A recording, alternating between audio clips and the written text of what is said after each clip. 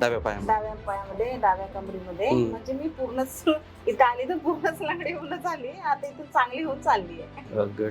कसं झालं एक्सपिरियन्स, म्हणजे प्रॉब्लेम केव्हापासून सुरू झाला? काय झालं होतं का वजन वगैरे नाही, मी वेट उचलल्यामुळेच मला झालं होतं. तर याच्या पहिला काही इलाज घेतला तुम्ही तुमच्या प्रॉब्लेम साठी? आमच्याकडे राहुल सराकडेच गेली होती, पण 2 महिने ट्रीटमेंट केली. कोणतं ट्रीटमेंट घेतलं नेमकी? थेरपीचं नाही घेतली, असं ट्रीटमेंट घेतली सरांचं. पण गोळ्या इंजेक्शन पण कमी काहीच वाटलं नाही.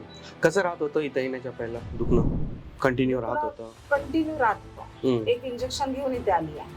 म्हणजे माझ्यासाठी चालणं पण नव्हतं होत इतका. आता इथे चालणं म्हणजे पूर्ण मी लंगडीच होऊन गेली. माझ्यासाठी चालणं बसणं उठणं काहीच नव्हतं. कुठून? इथून खाली सयाटिका पूर्ण पायापर्यंत. पूर्ण पायापर्यंत. एक इंजेक्शन घेऊन आली तिथून, बस त्या इंजेक्शनवर चालत आली आहे फक्त. कसं म्हणजे आपण 14 विजिट प्रपोज केलं होतं ना, तर म्हणजे कसं सुरू, किती विजिटच्या नंतर तुम्हाला फरक पडणं सुरू झाला? 4-5 दिवसानंतर थोडं पूर्ण आता पेन कमी झालं. आता किती वाढ म्हणजे किती वाढवून चालू शकता तुम्ही? आता काल मी 2 किलोमीटर जाऊन आली आहे. वॉक करून 2 किलोमीटर वॉक करून आली आहे. तर 2 किलोमीटर चाललं तरी तुम्हाला दुखणं नाही आहे? ओके. तर कसं एक्सरसाइज वगैरे कसं होत आहे आता?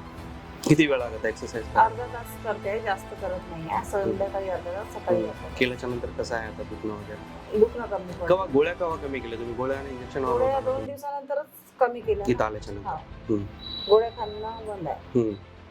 तर आता आरामनं तुमचं जे दुखणं होतं पहिलं त्याच्यामधून 100% मधून किती टक्के कमी झालं तुम्हाला? कसं 90% कमी झालाय.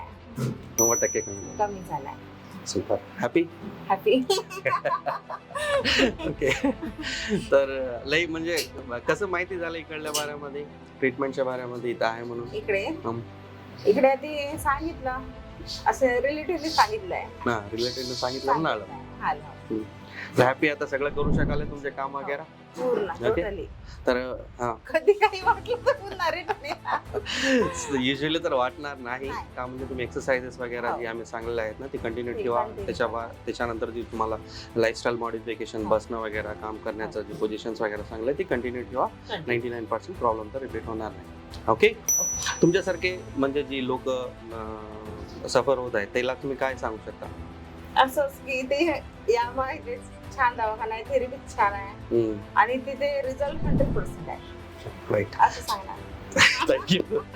One more success story added. तुम्हाला पण कमरेचं दुखणं राहू द्या, मानाचं दुखणं राहू द्या, या सयाटिका कोणतं बी दुखणं जर राहिलं तर तुम्ही इथं येऊ शकता हैदराबादमध्ये आपल्या क्लिनिकमध्ये ट्रीटमेंट घेऊ शकता आणि तुमची क्वालिटी ऑफ लाईफ ॲड करू शकता. थँक्यू.